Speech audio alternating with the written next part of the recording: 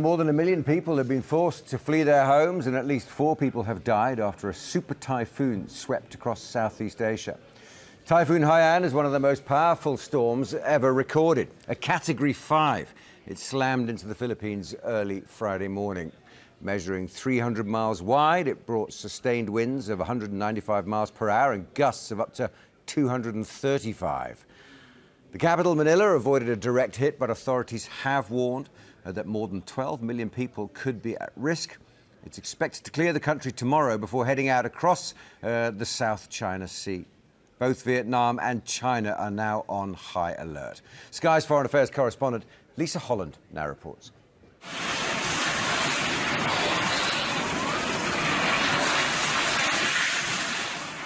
This is what they call a super typhoon.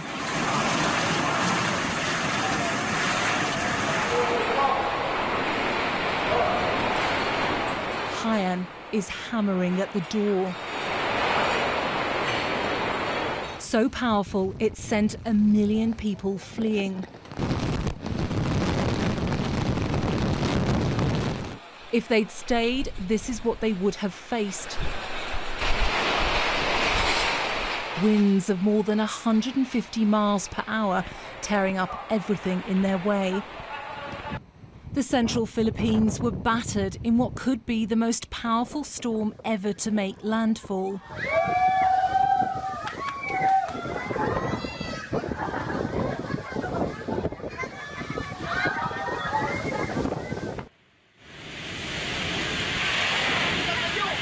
Taunting those who feared the worst. I saw those big waves and immediately told my neighbours to flee, says this man. We thought it was a tsunami. Roads turned to rivers, leaving entire communities underwater.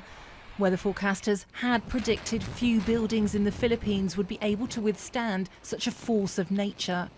Quite a large population here are really poor, so it's very likely that they live in makeshift houses, and it's very likely that those houses will be severely damaged by the typhoon. So I think that when we do get access to these areas tomorrow, we'll find many families who don't have their houses intact anymore. The dramatic rescue of crew members of a barge plucked from the raging seas was caught on camera. This was Bohol, a province still recovering from a recent 7.2 magnitude earthquake. The preparations for Haiyan were termed warlike. The authorities are used to issuing storm warnings. The Philippines gets around 20 typhoons a year, but never before has it endured one like this.